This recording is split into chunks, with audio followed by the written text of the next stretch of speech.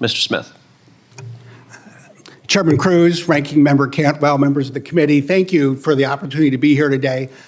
Let me just build on what my three colleagues have said and offer a few thoughts.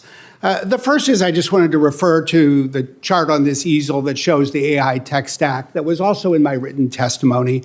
It makes a simple but I think important point. We're all in this together. If the United States is going to succeed in leading the world in AI, it requires infrastructure, it requires success at the platform level, it requires people who create applications.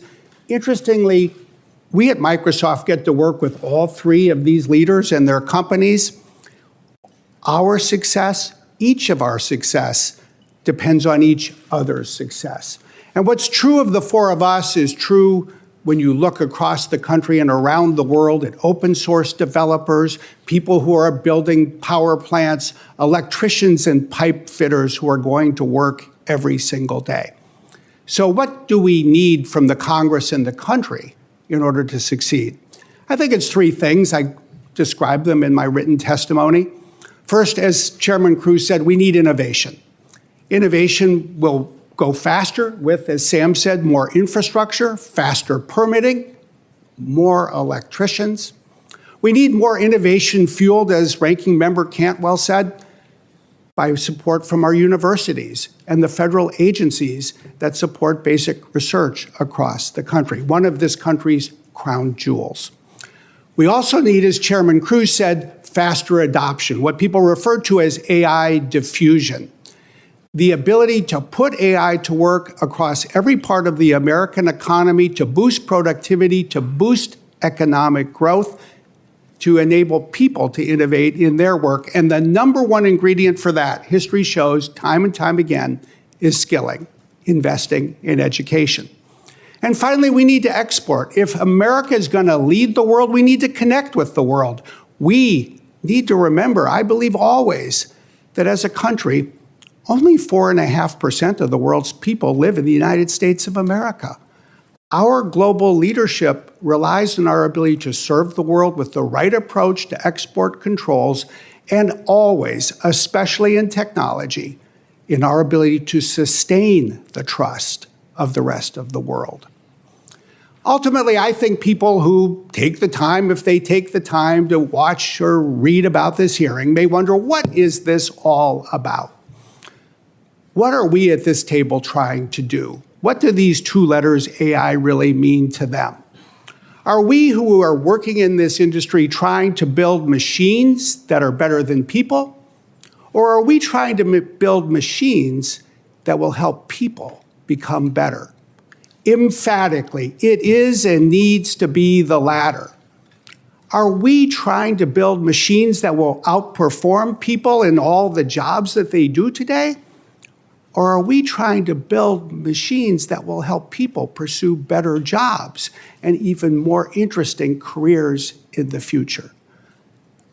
Indisputably, it needs to be the second, not the first.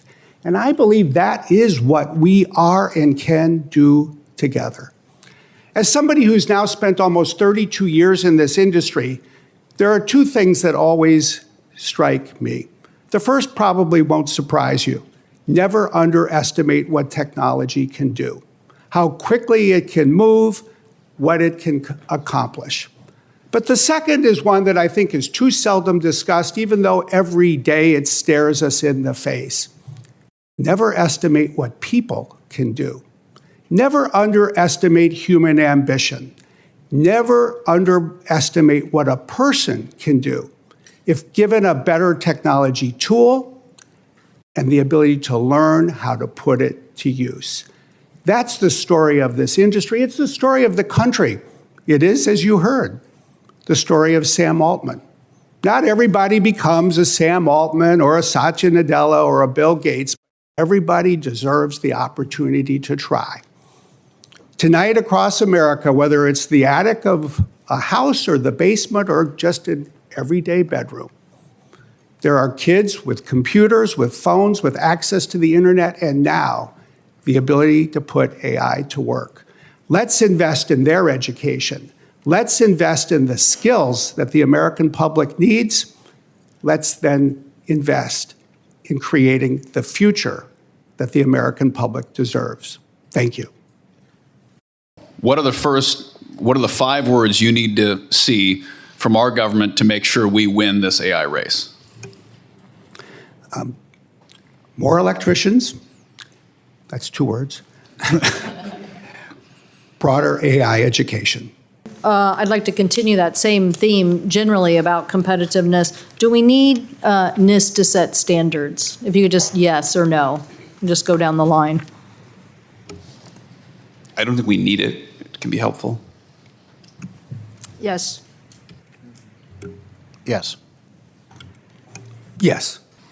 In the race for AI, who's winning, America or China? If the answer is America, how close is China to us? And what do we do to make sure the answer remains America will win? Mr. Smith?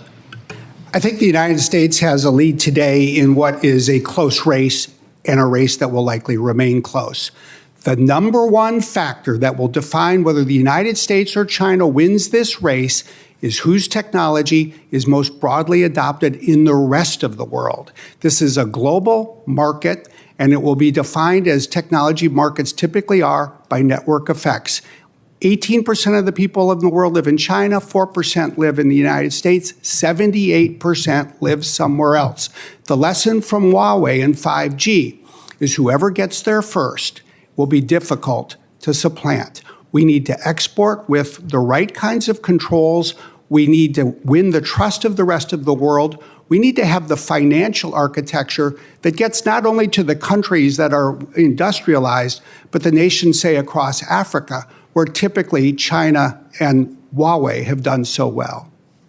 How harmful would it be to winning the race for AI if America goes down the road of the EU and creates a heavy-handed prior approval government regulatory process for AI?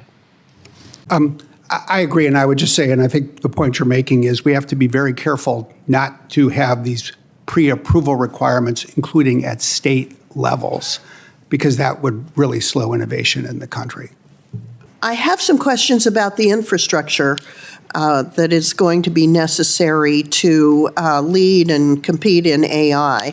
So my next questions are for our infrastructure providers, because I'm worried about Wyoming's very clean natural gas being something your industry is concerned about, because President Trump likes natural gas, but President Biden didn't. And if you build huge data centers and another president comes along who's anti-natural gas, that's a concern for you as you're deciding how to deploy capital. Mr. Smith, do you agree? Generally, I do. I mean, I would say we need consistency across administrations in this country. We need to find more opportunities for bipartisan agreement. And I'll just highlight that in Cheyenne, where we've long had a data center complex, we do have backup generators that, run on natural gas. So, there are a variety of ways for us to put, different energy supplies to good use. Are you exploring small modular nuclear? Yes, including with people in Wyoming. Yeah. Let me ask Mr. Smith, 2 other ones that I want to touch on. I agree fully with Senator Lummis. I'm sure Senator Cruz has the same view. One of our comparative advantages over China, in my view, has to be energy. All of the above energy. Hopefully you've seen in Alaska, we have a very large-scale LNG project that I think we're going to get off the ground here. We've been working on for a long time. We will have a 100-year supply of natural gas. So we want you guys all to come up to Alaska with your data centers. We got cold weather. We got a lot of cold weather. We got gas. We got land. We got water. We got it all. That's very compelling. So, yeah, come on up. When this project's done, 100-year gas supply, a little colder than Texas. So 2 questions that relate to our comparative advantage. Mr. Smith, and then any others who want to jump in. Energy, do we think that is? I think it is. And then second, it's, I think, somewhat of a disadvantage. It frustrates me. maybe you guys don't see this. We've had American finance companies, venture capital firms, banks, others that remarkably, all the opportunities we have in America are helping fund some of these projects in China. I've been a real staunch opponent of Americans who have opportunities to invest in other places, investing in Chinese AI, Chinese quantum, because we all know they're going to use that to help make their military more lethal. I mean, that's what they do.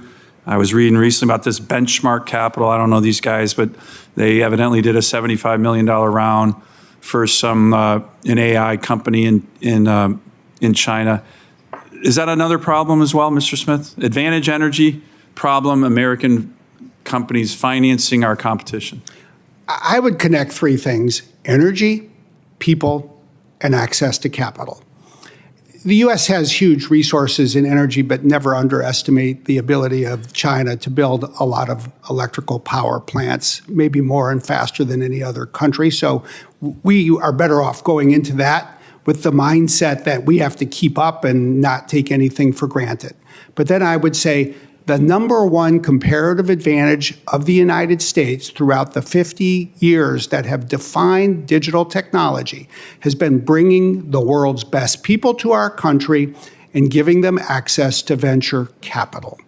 And we should continue to burnish both of those. And I think you're right to ask, where else is venture capital going? I'll just say this: if we can keep bringing the best people to the United States, and if we can keep educating the best people in the United States, I believe the money will be here to enable them to succeed. But let's make sure we're continuing to bring the best people in the world and giving them the opportunity to build great companies here in the United States. And American venture capital funds funding Chinese AI, is that in our national interest? I think there's a really good question about whether it is, and I recognize that you all are quite rightly focused on that. I'll just keep saying, bring the people here, they will have access to the money, and we will outcompete the world. Great, thank you.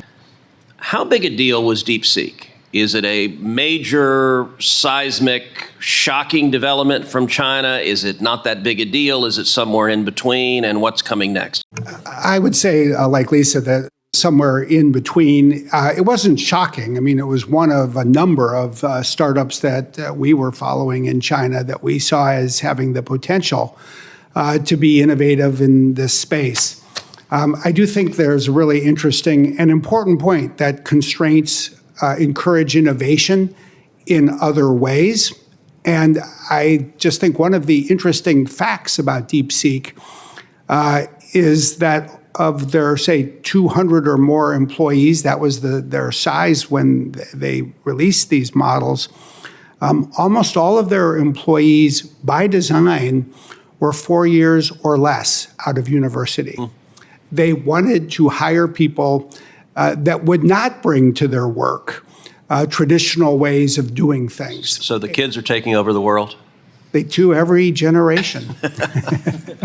And there are a variety of views on whether what the rules should be concerning AI diffusion. NVIDIA has argued that we want American chips everywhere, even in China.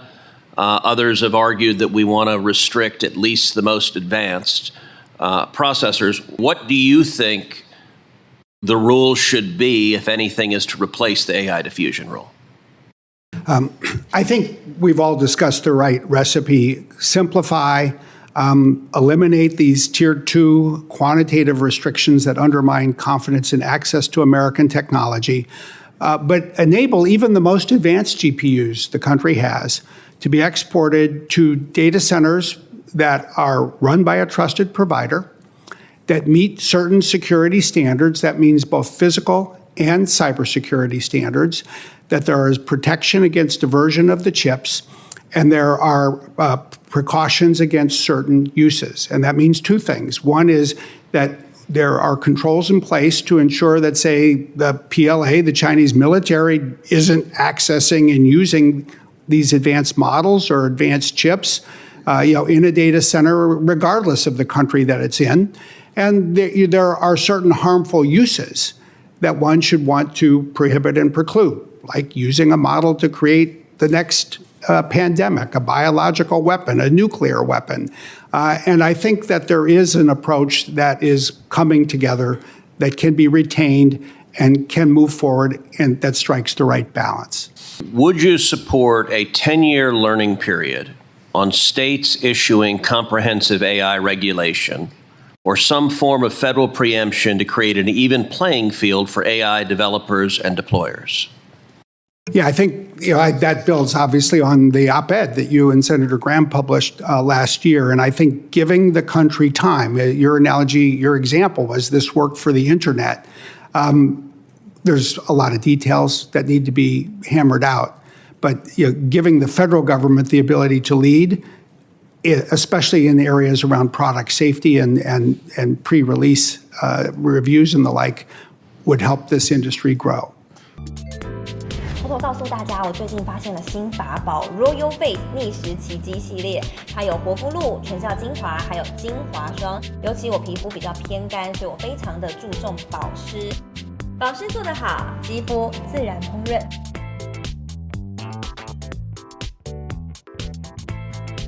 提亮肤色更年轻，抚平皱纹超有感，而且气色变好。用心保养，每天都更美一点。